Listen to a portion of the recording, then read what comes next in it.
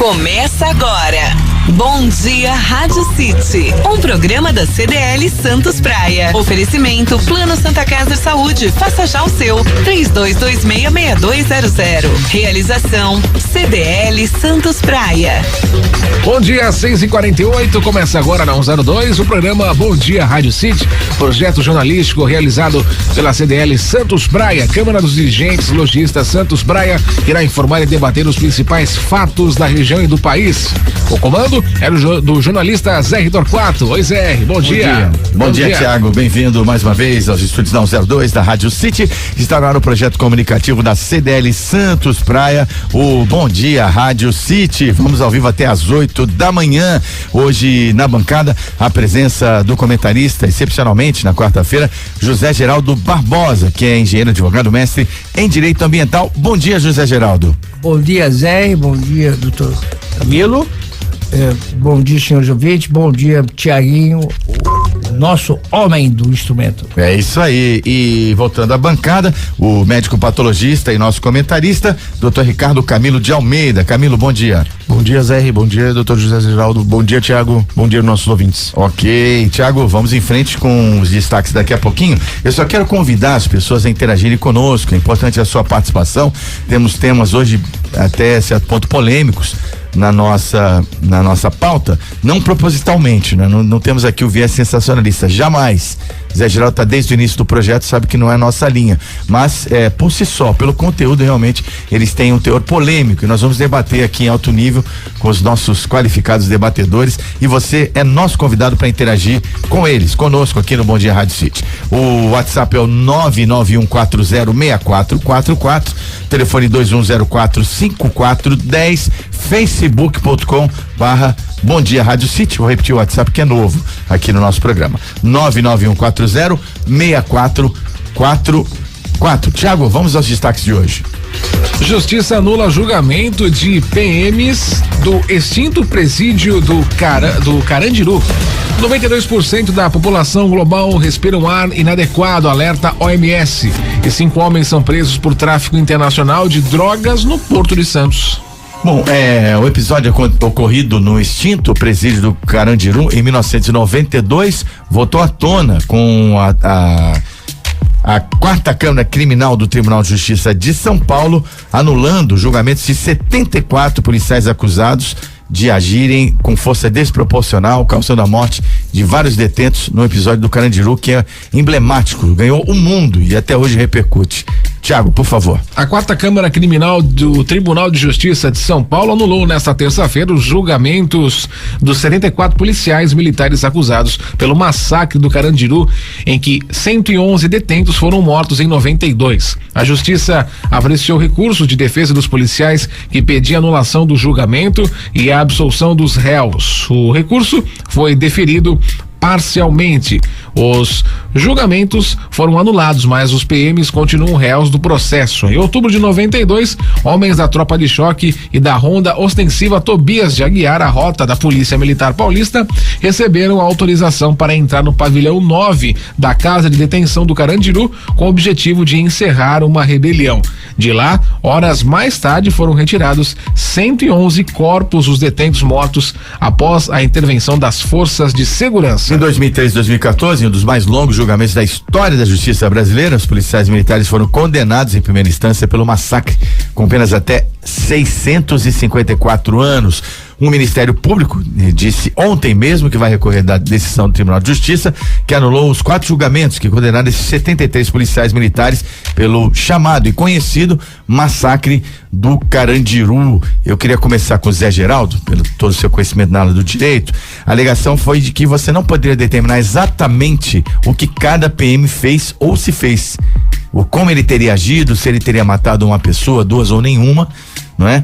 Tendo como base até o pedido de absolvição do próprio Ministério Público de 3 PMs, se eu não me engano, ele falou, puxa vida, se vocês estão aparando a tese no direito da dúvida pro réu, entendo assim, o Zé Geraldo vai me dizer melhor, o Ricardo também vai complementar, ele disse, então não há como você culpabilizar com provas e consistentes todos da mesma forma. Na realidade, o Ted Sartório, o doutor Ivan Sartório, que foi inclusive ex-presidente do Tribunal de Justiça, ele tentou construir uma tese em torno da isonomia. Como nos julgamentos anteriores, três policiais tinham sido absolvidos, ele entendeu que os policiais tinham agido em legítima defesa, né? Então ele pediu fundamentalmente a anulação dos 5 júris, porque a cada andar da prisão foi considerado um julgamento, e além disso, com base no princípio da isonomia, que fosse absolvido. Mas isso aí é um erro inconstitucional, um erro que não pode acontecer. O Tribunal de Júri é soberano, você não pode anular a decisão do júri. Você pode fazer a anulação do tribunal, quer dizer, do julgamento. Não sei se você entendeu, vou ser bem claro. Entendi. A decisão do corpo de jurados, ela é soberana, ela não pode ser modificada. Você pode, sim, anular a sessão de julgamento. Isso é fundamental. Agora, como é que pode? A pergunta que aí o doutor Camilo pode responder melhor do que eu, em sede de perícia científica, técnica. Como é que pode? Vários atiradores, vários projetos diferentes, várias direções diferentes, não é? Direções diferentes, projetos diferentes, calibres diferentes, inclusive. Como é que pode você alegar legítima defesa? Porque em todos os tiros, basicamente, atingiram a região da cabeça e do pescoço. Não é? Então todo. Está laudado, devidamente laudado. Esse conjunto está laudado, isso aí é tecnicamente provado. Bom, o que ele fez? Ele, como relator, ele pediu desenvolver essa tese de legítima defesa e pediu, além da anulação do julgamento, e subsidiariamente pediu absolvição. Mas os outros 2 componentes do trio, porque é um trio que faz o julgamento, só embarcaram na tese de anulação do julgamento. E como vai dar uma dúvida... Eles continuam réus. O processo continua. Não, o processo ainda vai ter... Foram convocados mais 2 julgadores, vão ser 5, que vão emitir o juízo final. Mas isso em sede de acordo de Tribunal de Justiça. Mas a promotoria pode entrar com recurso especial perante o Superior Tribunal de Justiça. Eu tenho certeza, sob o ponto de vista jurídico, que essa tese, esse julgamento do doutor Ivan Sartori, que foi o relator, vai cair por terra porque é inconstitucional. E a promotoria vai recorrer, sim, já anunciou. Sem dúvida nenhuma, porque é uma matéria inconstitucional, flagrantemente inconstitucional, você absolver, você anular uma decisão do júri, não sei se você entendeu. Entendi. Então é bem claro isso. Ok, caso nós de entendimento, você recorrer ao nosso advogado aqui da bancada para dirimir as dúvidas. Ricardo, dentro desse contexto todo, fora o aspecto jurídico, eu fiz uma reflexão muito grande. Em 1992, eu entendo como a sociedade receberia hoje, com esse elevado grau de violência. Lembrando que não estou defendendo, não, só estou levantando. Isso é uma reflexão que eu acho que nós temos que fazer, porque o jornalismo está embutido na comunicação social. A psicologia das massas está inserida nesse contexto. Hoje, dado o grau de violência que nós atingimos na sociedade, arraigado em todos os setores, como hoje a sociedade reagiria a uma ação dessa da polícia? Eu creio que um contingente muito maior de pessoas e da opinião pública apoiaria incondicionalmente, deixando o aspecto da justiça de lado, uma ação de força como foi aquela implementada pela polícia naquele momento. Zé, eu acho que, na minha opinião, você levantou um ponto fundamental, porque eu acho que hoje a sociedade está tão estressada, tão mais acuada frente a tantos atos de violência, que seria muito mais benevolente em certos aspectos a essa invasão. O chamado massacre. Mas veja, lembrando que o Dr. Del Monte, que foi meu professor lá na USP, eu como médico patologista, o que eu lembro desse caso, dele mencionar, é que nem todos os mortos foram por arma de fogo. Embora todos os policiais tenham entrado com armas de fogo, não lembro o número exato, mas houve mortes por arma branca. por arma branca. Então, veja, esses mortos por arma branca, por pérfuro cortantes, eles não foram feitos não foram os policiais que causaram esses óbitos. Então, o ato de atirar em legítima defesa, eu acho que o caminho adotado foi porque os próprios bandidos rebelados já tinham causado mortes e não sei até que ponto, isso daí fica difícil, cabe a área do direito buscar essa explicação do porquê que a legítima defesa se enquadrou. Agora, em relação ao ponto de vista médico-legal, de fato, precisaria se caracterizar de que arma saiu pelo exame de balística. Para você falar que determinada pessoa matou outro, você precisa estabelecer qual o projétil, qual foi o caminho desse projétil, de que direção que ele veio, para onde ele foi, o que ele perfurou, e eu não sei até que ponto os exames de autópsia puderam permitir essa individualização. Afinal de contas, pegaram todos os policiais ali envolvidos e levaram ao julgamento. Mas com certeza hoje a minha visão é que a população não estaria tão perplexa e não seria tão assim afastada, tão crítica, não condenaria com tanta veemência o episódio. Perfeito, muito bem colocado, Zé. Então, eu coloquei isso, não é para dizer quem está certo e que está errado, Zé Geraldo, é para comprovar o estado, como as coisas chegaram, que eu lembro que no bojo dessas opiniões, dessas rebeliões, surgiu, até não estou bem certo se foi nessa, foi uma posterior, nos anos 90, que surgiu uma faixa do PCC, e as autoridades negaram categoricamente, falaram, não tem esse negócio de facção, esse PCC não existe, né? E a gente vê que a realidade é totalmente ao contrário, né? O que a gente tem que colocar aqui, colocar bem colocado, e aí cabe a nós ser equilibrado, não tender nem a facção. Sérgio, eu vou te pedir licença, que nós estamos em cima do horário político, eu te peço perdão e compreensão. Vamos retomar o tema, eu te devolvo a palavra assim que nós retomarmos, que esse tema é muito palpitante, os ouvintes com certeza vão se manifestar. Vamos à transmissão do horário eleitoral gratuito.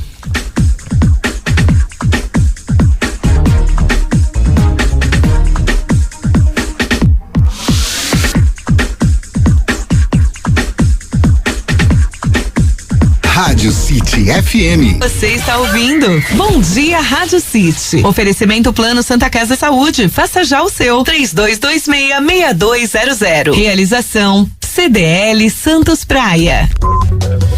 De volta, 7h17, é o Bom Dia Rádio City, realização da CDL Santos Praia. Nós temos aí na bancada os comentaristas Ricardo Camilo de Almeida, que é médico patologista, e também o engenheiro, advogado, mestre em direito ambiental, José Geraldo Barbosa, aqui junto comigo na apresentação do programa, o Tiago Ferraz. Tiago, já temos aí a situação das balsas e estradas? Já se encerra, vamos lá. Balsas e estradas. Travessia Santos Guarujá, 5 balsas de operação, tempo de espera de 15 minutos, ambos os sentidos. Travessia Guarujá Bertioga, uma balsa em operação, tempo de espera de 30 minutos, ambos os lados também. E Travessia São Sebastião Ilhabela, 3 balsas de operação e o tempo de espera é de 30 minutos nos 2 sentidos também. Agora, no sistema Anchieta Imigrante, segundo a informação do Twitter da Ecovias, amanhã desta quarta-feira na Anchieta, sentido São Paulo, tem lentidão do quilômetro 13 ao 10 devido ao excesso de veículos. Lembrando que a rodovia Anchieta tem tráfego lento sentido São Paulo, do 20 ao 10 também, do 13 ao 10 por excesso de veículos e por uma colisão entre 2 caminhões, deixando o tráfego lento no sentido litoral do quilômetro 49 ao 51 e não há interdição da faixas, então muita paciência para você que está descendo a serra pela Anchieta. Muito obrigado, Tiago Ferraz, 7h18 no Bom Dia Rádio City, realização da CDL Santos Praia. Eu quero retomar o nosso primeiro tema, você que chegou agora, nós repercutimos a anulação do julgamento dos PMs do episódio do Carandiru, que ficou conhecido como massacre, né, tomou o mundo inteiro. Os direitos humanos também estão se manifestando em escopo mundial, e o Zé Geraldo estava concluindo a sua avaliação sobre o assunto. Eu peço que você retome pra gente adiantar aqui e adiante na nossa pauta, a não ser que o ouvinte nos imponha a gente voltar ao tema, e voltaremos sim, se assim o ouvinte da Rádio City entender. Por favor, Zé Geraldo. É importante destacar que esse episódio do Carandiru foi um dos maiores crimes que aconteceu, crimes, não é tese de legítima defesa, porque você tem uma revolta de presidiário e você tem uma tropa de choque do Tobias Aguiar. Essa que é a verdade. Agora, que houve inabilidade, sem dúvida houve, mas o que salta aos olhos à luz do direito e à luz da Constituição foi a tese desenvolvida pelo ex-presidente do Tribunal de Justiça de São Paulo, Dr. Ivan Sartori, que praticamente desejou, colocou, pontuou uma anulação de uma decisão do júri. E uma decisão do corpo de jurados, ela não é anulável. Você pode julgar a sessão de julgamento, anular a sessão de julgamento que deu origem àquela sentença do júri, mas não anular a decisão dos senhores jurados, porque essa decisão é soberana, é inconstitucional. Então ele construiu o raciocínio dele nisto. E também, subsidiariamente, ele usou a tese de que 3 dos envolvidos, 3 dos acusados, 3 policiais foram absolvidos, não é? Então ele usou a similitude, o princípio da similitude, dizendo que as condições eram semelhantes e, portanto, todos os demais 74 deveriam também ser absolvidos. Isso aí é uma excrescência jurídica. Com certeza, em sede de Superior Tribunal de Justiça, com recurso especial que os promotores de São Paulo vão impetrar perante o Superior Tribunal de Justiça, vai ser modificada. Agora, o que pasmes, vai demorar anos e aí os crimes vão estar prescritos. Em outras palavras, a impunidade e a justiça no Brasil, tudo se passa como se nada se passasse. Conclua, por favor, doutor Ricardo. Eu acho que do ponto de vista anatomopatológico, do ponto de vista medicina legal, o que faltou nisso foi a materialidade da prova, né? Determinar quem que atirou em quem, como atirou, por que atirou, qual foi o trajeto, a parte de balística, o exame de balística, eu acho que deve subsidiar de alguma forma quem deve ser condenado ou não, porque veja, você estabelecer numa coletividade que a ação foi, mas de repente teve um que não atirou e esse daí vai ser também condenado. Também. Então eu acho que isso daí é algo que deve pautar a avaliação dos juristas e com certeza o doutor Barbosa é muito mais qualificado para abordar essa área. E acho que ficamos por aí. Vamos aguardar os acontecimentos. Com certeza. Personagens do episódio do Carandiru: Pedro Franco de Campos, secretário de Segurança Pública do Estado; o coronel Ubiratã Guimarães, que chegou a ser eleito deputado estadual em 2002 e hoje falecido, né? E o governador Luiz Antônio Fleury Filho, que autorizou a invasão, quer dizer, era um grupo que autorizou a invasão lá do presídio do Carandiru, que também já não existe mais, mas esse caso com certeza hoje tem repercussão mundial novamente por conta da decisão da Justiça de São Paulo. Poluição: 92% da população global respira um ar inadequado, diz alerta da OMS. Os dados integram os mais completos relatórios globais já divulgados pela organização sobre zonas de perigo para a poluição do ar, com base em informações de medições por satélite, modelos de transporte aéreo e monitores de estações terrestres de mais de 3.000 localidades rurais e urbanas. A estimativa é que cerca de 3 milhões de mortes ao ano estejam ligadas à exposição à poluição externa do ar. A poluição interna do ar, entretanto, aparenta ser igualmente perigosa, já que em 2012, em torno de 6,5 milhões de mortes estavam associadas à população interna e externa juntas. De acordo com a OMS, quase 90% das mortes relacionadas à poluição do ar são registradas em países de baixa e média renda, sendo que quase 2 em cada 3 óbitos foram contabilizados no sudeste da Ásia, em regiões ocidentais do Pacífico. Doutor Ricardo Camilo de Almeida, que como patologista, não é, entende esses desdobramentos, acredito que, não desmerecendo os dados, são realmente preocupantes. 92% da população submetida essa insalubridade por conta da má qualidade do ar. Mas a interpretação desses dados não é tão, às vezes, tão cartesiana assim, né? Esse desdobramento. Exatamente. Na verdade, o que acontece é o seguinte: existem ilhas de grande concentração de poluição. Em São Paulo, por exemplo, em determinadas áreas, os níveis de nitratos, sulfatos e a própria fuligem, que é o carbono basicamente, atingem situações alarmantes. Há algum tempo atrás, Cubatão era uma outra ilha de grande poluição que causava até nascimentos de anencéfalos, que são bebês sem cérebro, tamanha exposição a esses agentes, tanto teratogênicos como mutagênicos. O grande problema nisso é a forma de uso de combustíveis fósseis, hábitos da população. Resíduos sólidos também são grande fonte de materiais contaminantes da atmosfera, e o contato disso causa doenças pulmonares obstrutivas crônicas, agravamento dessas doenças como enfisema, quadros de asma e muitas doenças cardiovasculares, como acidente vascular cerebral, causados por vasoconstrição, uma vez que esses agentes eles estimulam as células a reações. Então, hoje dizem do fotoenvelhecimento, mas o envelhecimento da população também passa pela poluição ambiental. O que acontece, Geraldo, é que o planeta tá aí, né? Sem trocadilho, tá sufocado, né? Tá pedindo socorro. Sem dúvida, né? O homem, o animal racional homem, não se compenetrou ainda que ele vive com os demais entes vivos da crosta terrestre. É fundamental esse conceito de viver no planeta Terra, e que nós devemos preservar todos os entes vivos, todas as espécies vivas que existem na Terra. Esse é o conceito de meio ambiente ecologicamente equilibrado. Então, tudo aquilo que contribui para a degradação desse sistema, que interage e coage entre eles, danifica qualquer um desses seres humanos, qualquer um outro ente vivo do planeta. O que acontece com a poluição do ar? No momento em que você coloca, por exemplo, um óxido de nitrogênio, um NO2, é letal.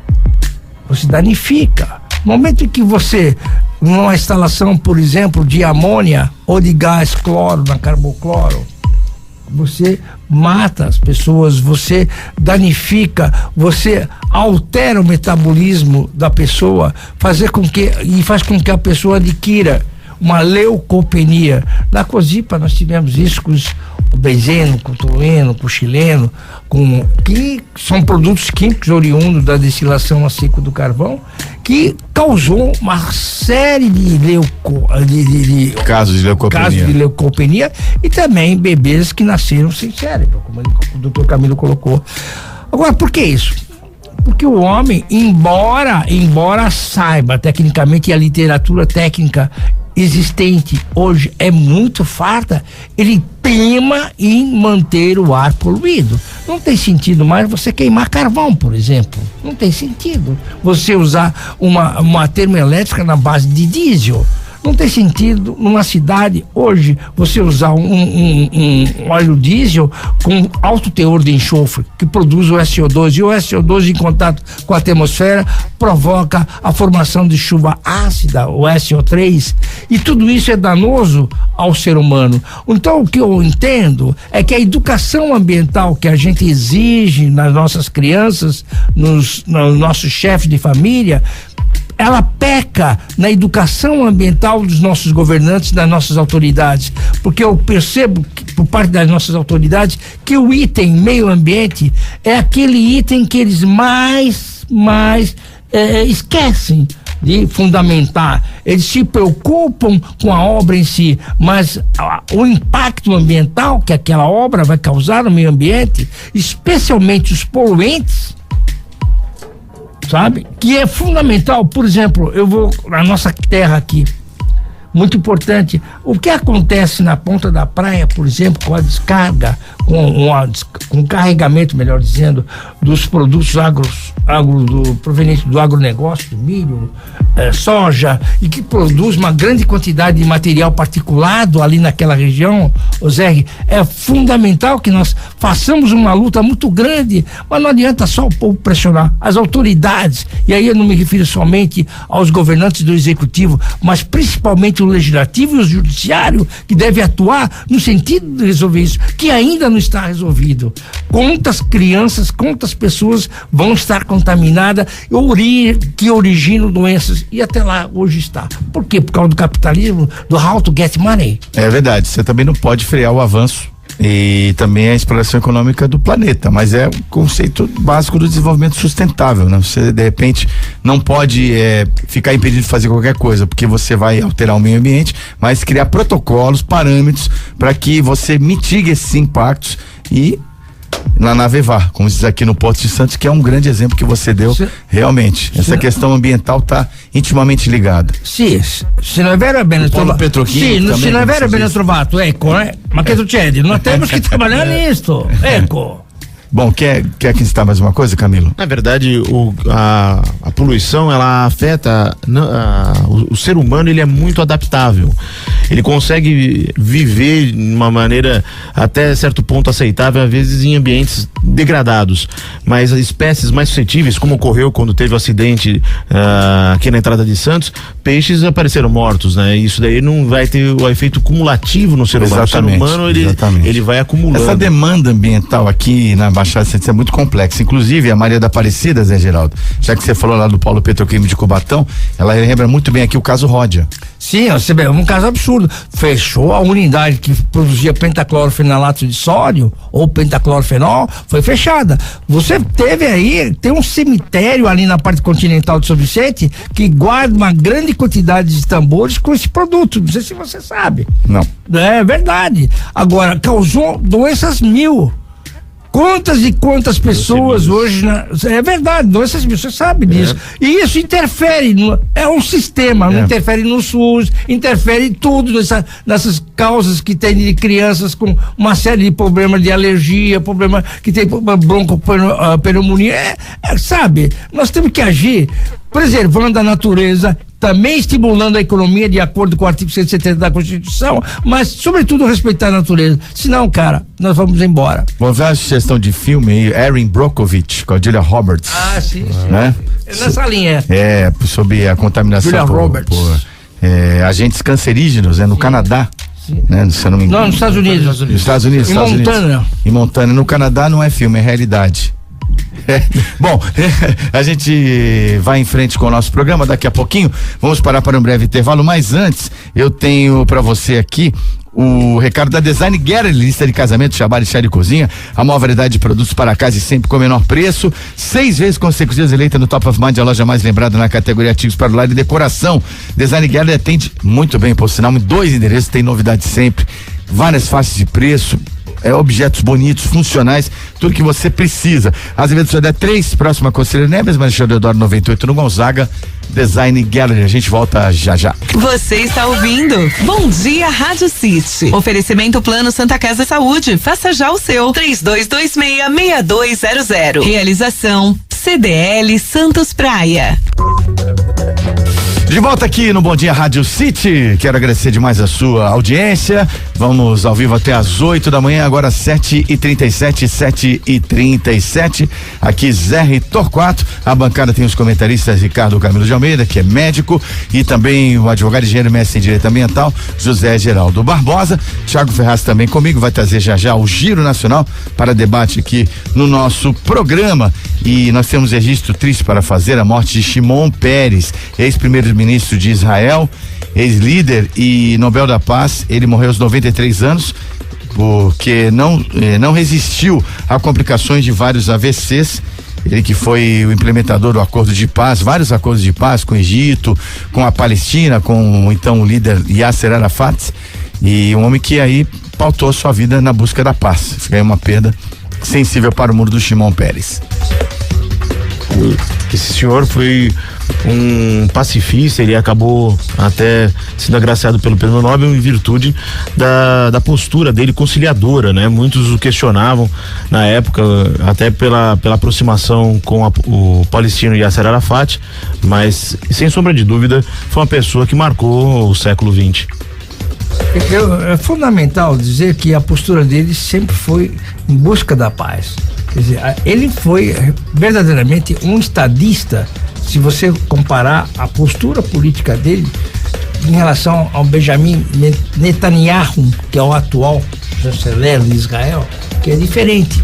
E o Benjamin Netanyahu, ele atua no sentido de quê? No sentido do confronto, no sentido de você impedir a formação de um Estado palestino. Quer queira, quer não queira, para ter paz ali, vai ter que coexistir. Os palestinos, os israelenses têm que coexistir, porque senão vai ter uma guerra sangrenta continuamente. Como coexiste, por exemplo, no Brasil. Em São Paulo, né? O Brasil é um exemplo do mundo em que existe uma visão de respeito, né? Mas também na Europa convive bem. O problema basicamente na Europa, por exemplo, é a questão dos fundamentalistas, né? Aí é uma coisa diferente. Mas a Palestina, aquela região de Gaza, aquela região tem que pertencer aos palestinos e aos israelenses. O Brasil tem que entrar nisso aí e dizer ao mundo da nossa experiência que nós temos aqui em São Paulo. É verdade, você falou bem. Por exemplo, nós temos aí a cultura, o povo, como se diz, o turco que chega aqui no Brasil, quando ele chega, ele tá vendendo mercadoria, depois ele monta a lojinha, não é? E transforma-se, de turco transforma em sírio, chama de turco, monta a lojinha, turco quando ele é mascate, né? Turco quando é mascate, quando começa lá, aí quando começa a receber Mazari, monta a lojinha e torna-se sírio. Depois quando for financista, tem um banco, e eu quero que o Habib Chokran tenha um banco, ele vai se tornar um libanês. Ele não vai dizer mais que os pais dele são de origem síria, mas sim do Líbano. É turco, sírio e libanês. Habib Chokran. 7h40 aqui na Rádio City, vamos ao Giro Nacional. Giro Nacional. Sombra, principal personagem do caso Celso Daniel, morre em São Paulo. Então, o caso Celso Daniel voltou à pauta, não é? Marcos Valério, que foi denunciado no Mensalão, foi aquele, acho que deu margem a todas as delações premiadas, né? Que ele sozinho, pagou o pato, né? O Marcos Valério, de muita gente, né? A exemplo do Zé Disseu também, né? Muita gente pode criticar, mas ele ficou na dele, né? Aguentou a bucha sozinho, né? Tô defendendo não, mas essa questão muito ainda, com muitos pontos a esclarecer, da morte do ex-prefeito de Santo André, Celso Daniel. A morte dele está envolvida em várias mortes na sequência, são no total já de 7 óbitos, incluindo aí o garçom que serviu o Celso Daniel durante a noite, onde ele estava jantando com o Sombra, que agora veio a falecer. Pessoas que testemunharam, que presenciaram os crimes, de repente todos vão morrendo, inclusive o médico legista, o doutor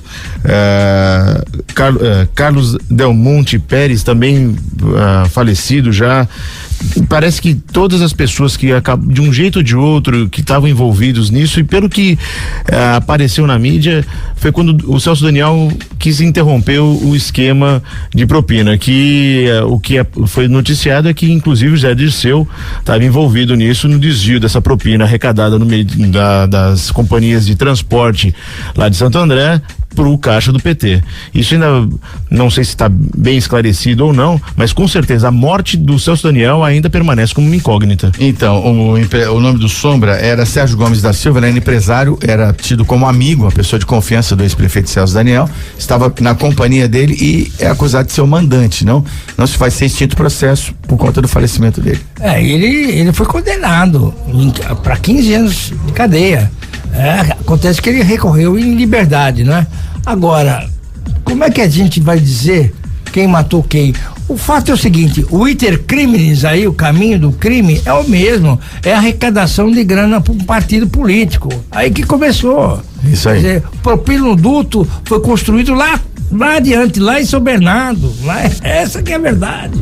E aí foi escancarado em Brasília. Essa que é a verdade. Hoje a gente vê com muito mais clareza essa questão dos abastecimentos dos Você vai caixas. ver, com a hora que começar a estourar os financiamentos para Angola, para Cuba, para Guiné-Bissau, para Cabo Verde, financiamento que deram a cabo de 370 bilhões de reais do BNDES que não tem retorno. Dinheiro do Camilo, do Zé, do Tiago, meu, que não tem volta.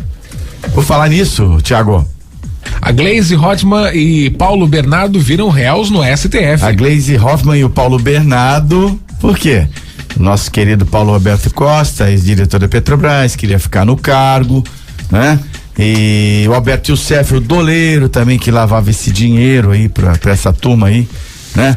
Do Petrolão, eles afirmaram, ambos, que trouxeram dinheiro do esquema da Petrobras, tanto para a senadora Gleisi Hoffmann, como para o ex-ministro Paulo Bernardo, e agora são réus no processo. Companheiro, eu realmente não sei de nada, nunca vi nada. Mas na realidade, companheiro, o fato é o seguinte, companheiro, quem iria pagar a campanha? Quem iria pagar a campanha da companheira Gleisi Hoffmann em Curitiba? De onde vinha o dinheiro? Não adianta, Zé, dizer que o dinheiro o partido político recebeu dinheiro legalmente e tal, foi baixado na contabilidade. E a origem desse dinheiro? Não se explica. E a origem do dinheiro? Não se explica. Que isso? Que afirmação canhestra é essa? Na verdade, a defesa da Gleisi e do marido acusa que foi baseado apenas na delação do Youssef, né? Mas na verdade, os ministros do Supremo falaram, não, tem muito mais base. Sim. E tem outros, e o Paulo Bernardo também está envolvido com outros desvios. Outros consignados, né? Exato. Aquele acréscimo pequenininho. De grão em grão, a galinha encheu o papo. Exatamente, e foram quase 7 milhões de desvio direto para conta dele. Então, né? Eu acho que aqui se faz aqui se paga. Nem sempre, infelizmente. Os dois ali, aquele casal, eles na justiça se valeram da posição deles. O próprio Paulo Bernardo, ele está envolvido também com a escolha de empresa para quando ele era o ministro do planejamento, para a parte de tecnologia, parte de TI, que também teria pago uma propina. Então, esse esquema, voltando até ao gancho do tópico anterior, esse propinoduto vem sendo construído e não é uma coisinha construída de um dia para o outro. Camilo, tirar dinheiro de aposentado, tirar 1% de cada empréstimo consignado, é uma sacanagem. Das vistas com sacanagem. É demais, né? É demais. Inominável. Tiago. Governo federal renova o programa Mais Médicos por mais 3 anos. Quero ouvir o médico aqui da bancada, Ricardo Camilo, sempre tem posicionamento crítico contra o programa, né? Eu pessoalmente acho que não ter a revalidação desses diplomas é expor a população à possibilidade de ter um profissional não qualificado. Então, veja, por que se combate o charlatanismo? Por que se combate o curandeirismo? E essa pessoa, você não tem nada que o chancele como tendo capacidade para tratar. Veja, no Facebook, no WhatsApp, aparece, vira e mexe, alguma receita estapafúrdia, posologias, assim, indicações completamente fora de uma realidade mínima aceitável. Se falta médico, eu acho que isso é por uma falta de política pública de incentivo a ir. E mais grave do que isso, esse estímulo a permanecer esse programa é porque a prefeitura transfere para a União o custeio desse médico, né? Porque sai caro você fazer um concurso, pagar direito médico, estimulá-lo a manter naquela posição. Eu sei que como qualquer outro segmento, existem bons e maus profissionais, mas você falar que quantidade mitiga a qualidade, quantos e quantos nossos ouvintes já não passaram por vários médicos até chegar num diagnóstico? Não seria melhor ter um médico bem capacitado, um médico de família, fazer de fato uma capacitação dos profissionais, ao invés da pessoa correr por vários profissionais, ela ir em um que consiga dar uma direção e aí essa pessoa conseguir um tratamento se focar caso especializado, seguir o que o SUS determina. Veja, eu acho que essa política de perpetuação de pessoas não revalidadas, eu acho que quer trabalhar como médico no Brasil, tem que seguir uma regra. Não pode ter esse bypass, esse jeitinho brasileiro para tampar o sol com a peneira. Zé Geraldo, queria te ouvir sobre também essa prorrogação dos 2 médicos, que o governo disse como novidade, vai criar um programa de incentivo, conforme sugeriu aqui Ricardo Camilo, para que os médicos brasileiros tenham essa adesão, e quero que você também fale sobre a questão da não obrigatoriedade do revalida.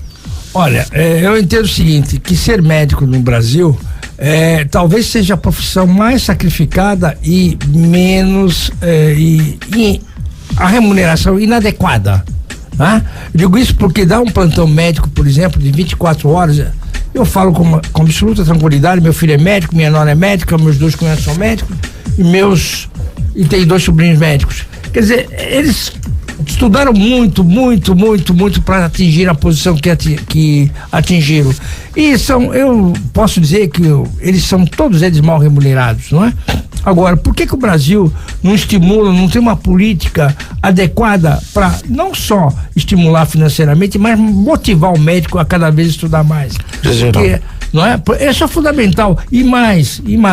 Esse programa do Mais Médico, ele teve um viés positivo, que foi trazer mais profissionais para cuidar da saúde da população, mas teve um viés negativo, muito negativo, que agora que a gente está sabendo, que os médicos ganhavam, os cubanos, por exemplo, uma quantia infinitesimal, e o Estado cubano Organização ganhava... Pan-Americana, né? Não, havia a Organização Pan-Americana, uma nota sem dúvida, quer dizer, pagava pro governo cubano, quer dizer, é uma grande sacanagem, é uma irresponsabilidade. Era exatamente isso que eu ia cutucar o Dr. José Geraldo, porque para essa forma de desviar dinheiro público nacional para Cuba. E uma outra coisa que ocorreu, o estímulo de abertura indiscriminada de faculdades, em vez de se preocupar com a qualificação dos profissionais egressos das faculdades, não, o que o governo fez foi, vamos abrir faculdade. Eu acho que isso também não é o ideal. Bom, a ouvinte Helena diz o seguinte: deveria ser obrigatório nas universidades públicas, após a formação, prestar serviço no Mais Médicos. Em lugares distantes. Eu acho que deveria ser. Obrigado, Helena. Principalmente, eu concordo com a nossa ouvinte Helena, principalmente nas universidades públicas, porque a pessoa recebe do Estado e depois não devolve nada para o Estado. As faculdades privadas, a pessoa pagou pelo estudo, e eu acho que deveria ser exigir a qualidade, coisa que várias universidades privadas não têm. Agora, desculpa, porque na verdade eu acho que o egresso de uma universidade pública, como diversos países que têm essa forma, ele precisa de reverter essa, entre aspas, a assistência do Estado para a formação dele, devolvendo, mas não de graça. Ele vai receber, ele vai ter um salário, mas por 1-2 anos. E eu acredito que deveria, até em concordância com o nosso ouvinte, deveria ter a opção da pessoa reverter isso como generalista ou após a residência médica como um especialista. Eu entendo o seguinte, eu estou na linha do Dr. Camilo, o Zé, fundamental, mas não somente médicos formados em escola, mas também o fisioterapeuta, os enfermeiros, porque aí, o Camilo, você que é profissional da área, sabe melhor do que eu, poderia se adotar mais o protocolo de Manchester. O que diz o protocolo de Manchester? É você fazer uma triagem das pessoas que demandam os pronto-socorro, separar os casos de emergência dos casos de urgência, daqueles que podem ser atendidos mais tarde ou no outro dia, mas isso torna-se imprescindível ter aquilo que eu falo sempre, que é a existência do prontuário eletrônico do paciente. Por que nós temos um diferencial no atendimento dos hospitais de Santos com os de São Paulo? Porque todos os hospitais de São Paulo, basicamente o AC Camargo, o Incor, o Hospital das Clínicas, todos eles têm prontuário eletrônico. Aqui em Santos nenhum deles tem. Então você tem que ter o quê? Aquela anamnésia do paciente, o histórico do paciente. Se nós tivéssemos isso na nossa UPA, Não sei se está tendo, eu não conheço a UPA Nova. Se tivesse isso, o histórico do paciente, você já poderia, adotando o protocolo de Manchester, você já separar. Doutor Camilo pode falar melhor do que eu. O protocolo ainda tem a abordagem multidisciplinar, que eu acho que foi muito feliz em abordar isso, porque de fato o médico, ele não é senhor isolado, ele tem as limitações dele, da formação, mas agora é fundamental ter uma equipe de enfermagem bem estruturada e bem formada, uma equipe de apoio, e isso daí eu acho que é primeira etapa a se cumprir para uma melhoria na qualidade de saúde do nosso Brasil. Ok, deixa eu dar um recado da Home Life, especializada em assistência domiciliar. Mandar até um abraço a toda a equipe, todo o corpo diretivo, todos os profissionais da Home Life, que são altamente preparados, qualificados para oferecer a você uma assistência domiciliar, o home care, que é um conceito que vem evoluindo no mundo inteiro, não é? Um conceito de saúde muito interessante, que você pode usufruir também, para que você, por exemplo, no mínimo, reduza o risco de infecções cruzadas. É uma das vantagens aí do atendimento domiciliar. Ele vai do mais simples até o intensivo, sendo que, claro, até um certo grau. O hospital tem outras complexidades e processos intensivos que são realmente não deixam opção. Mas a Home Life tem um grande leque de serviços para te oferecer em termos de assistência médica domiciliar. E eu quero que você conheça a Home Life. É uma empresa de 10 anos, está na Baixada, está na Grande São Paulo, está também na região de Ribeirão Preto, região importante do nosso estado, está à sua disposição na Ana Costa 146, 17º andar. Telefone 3202-6440, acesse homelife.com.br. Às 7h54, é hora de falar de esporte. Giro Esportivo. Bom dia, Ricardo Martins. Opa, legal, bom dia, grande abraço a vocês, abraço muito ligado na Rádio City FM. Rapaz, bora começar falando de Libertadores da América. Ontem a Conmebol trouxe novidades com relação a Libertadores da América 2017. Será um torneio quase de um ano, hein? Começa em fevereiro, vai terminar só em novembro. Algumas novidades ainda vão ser trazidas dentro de 3 semanas, a possibilidade de mais uma equipe brasileira participar da Libertadores a partir da próxima temporada, e mais do que isso, a Libertadores da América será como a Liga dos Campeões da Europa, afinal, jogo único em estádio neutro a ser conhecido antes de começar a competição, hein, Zé? Realmente, e outra coisa, meu caro Ricardo, o Internacional abriu mão da Copa do Brasil? Então, Zé, a gente vai falar na sequência do Internacional, mas essa Libertadores da América do ano que vem promete muito de fevereiro, né, a novembro, então uma Libertadores diferente. A Copa Sul-Americana começa apenas em junho e termina em dezembro. Com relação à Copa do Brasil, o Internacional de Porto Alegre está muito mais preocupado com o Campeonato Brasileiro do que com a Copa do Brasil. O time enfrenta o Santos essa noite na Vila Belmiro, 7h30, com o chamado time alternativo, até porque a água está batendo no bumbum no Campeonato Brasileiro. É melhor não cair do que ganhar a Copa do Brasil, né, Zé? É verdade. E eu falei da Copa, você está falando de Libertadores, Ricardo, porque talvez aumentem as vagas, né, para as equipes brasileiras, né? Isso ainda vai ser decidido. Aí vamos ver qual vai ser a decisão da CBF, né? Se ela vai dar vaga ao quinto colocado, de repente, no Campeonato Brasileiro, se realmente abrir mais uma vaga, ou deixar a Copa do Brasil ainda mais interessante, né? Dando vaga ao vice-campeão da competição. Copa do Brasil essa noite, então, na Vila Belmiro. O Santos com problemas, né? O técnico Dorival Júnior não terá o Gustavo Henrique, vai operar o joelho, 6 meses fora, não tem o Vitor Bueno, não tem o Ricardo Oliveira, esses 3 no departamento médico. E não tem Giamota, que já jogou pelo Fortaleza a competição. Lembra você também, Zé, ouvinte da Rádio City, que além de Santos Internacional, hoje mais paulistas em campo. 21h45, líder do Campeonato Brasileiro. O Palmeiras, apenas com o Jean poupado, enfrenta o Grêmio jogando em Porto Alegre. Também 21h45, no Itaquerão, Corinthians e Cruzeiro. Aí o bicho vai pegar também, Zé. O Corinthians e o Cruzeiro estão aí numa fase difícil no Brasileiro, né? Mas hoje É virar o disco, né? Como se diz antigamente. Não tem nada a ver com o brasileiro. Você tá velho mesmo, hein, Zé? Cá pra nós aqui, hein? Já teve disco, já teve CD, verdade. Agora estamos no chip e você quer voltar. Apesar que o vinil tá voltando aí, fazendo sucesso. Então, a controvérsia, você vê como é que é? Eu já tenho os vinis em casa, tá vendo? Eu tô olhando pro futuro. Vinil. O vinil voltou com o Zé, que pra gente encerrar, vamos pegar o palpite do nosso comentarista, o seu palpite, e só confirma pra gente como é que ficaram os jogos finais da série, a segunda divisão, Zé. Então, da Série B, a Portuguesa vai enfrentar o Desportivo Brasil em 2 jogos. Primeiro agora, dia 1º, sábado, em Porto Feliz, 15 horas. Jogo da volta vai ser dia 9, domingo, 10 da manhã, em Eurico Moça. A mudança do sábado para o domingo foi em virtude da realização no dia 8 do jogo de aniversário da Vila Belmiro entre Santos e Benfica. Portanto, a finalíssima do Campeonato Portuguesa joga por 2 resultados iguais, dia 9 de outubro, 10 da manhã, em Eurico Moça. Ricardo Martins. Santos Internacional, Palmeiras e Grêmio, Corinthians e Cruzeiro. Vai, Zé. O Santos hoje ganha de 2-0. E Corinthians e Cruzeiro, 2-1 pro Corinthians. E o Palmeiras? Palmeiras e Grêmio. Também o Palmeiras deve ganhar bem, 2-0. Vai mais alguém palpitar ou é só nós dois? Tem Zé Geraldo Barbosa, palpite. Zé Geraldo Barbosa, vai. Jogo do Santos e Internacional. 2-0, 2 gols de Rodrigão.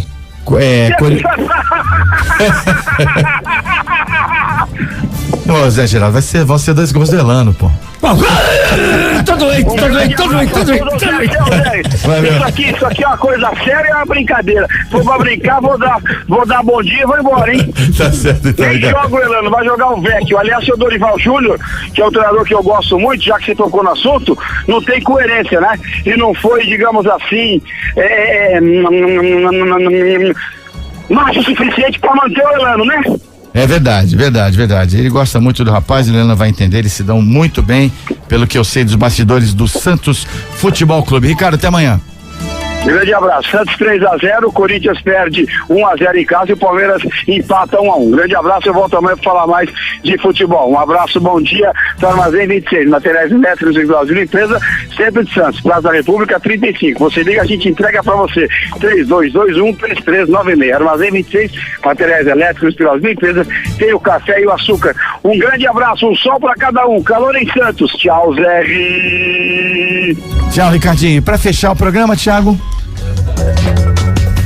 Rota da droga, 5 homens presos por tráfico internacional de drogas no Porto de Santos. Uma conexão africana de tráfico internacional de drogas pelo Porto foi desbaratada pela Polícia Civil com a apreensão de 32 quilos de cocaína com elevado teor de pureza e a prisão em flagrante de 5 homens. Entre os acusados estão 2 nigerianos, um liberiano, um despachante aduaneiro e um diretor delegado da Sintramar. A prisão aconteceu na última sexta-feira, mas só ontem foi divulgada porque policiais da DISI ainda não finalizavam a apuração. Fica registrado aí mais uma apreensão de drogas aí no Porto de Santos. Vamos dizendo até amanhã aqui no Bom Dia Rádio City. E só quero dar o recado da APO Planos Odontológicos Empresariais, uma assistência odontológica de qualidade que tem o aval de grandes empresas da região, como o Grupo Mendes, um sistema Santa Cecília, com a Rodrimar, tem parceria com a Unimed, com Santa Casa Saúde. É uma empresa sólida, hoje atendendo a 60 mil vidas, a grande maioria aqui na região da Baixada Santista, nas empresas daqui, que o plano é somente para empresas, e também na região de Sorocaba. Conheça a APO Odonto, APO Planos Odontológicos Empresariais. O site é exatamente esse, apoodonto.com.br, telefone 2104-4000. Bom Dia Rádio City vai ficando por aqui. Obrigado, Ricardo Camilo, Zé Geraldo Barbosa, Tiago Ferraz, a nossa produção. Vem aí Roberto César e mais uma edição do Jornal Litoral. Valeu! Termina aqui. Bom Dia Rádio City. Oferecimento Plano Santa Casa Saúde. Faça já o seu. 3226-6200. Realização CDL Santos Praia.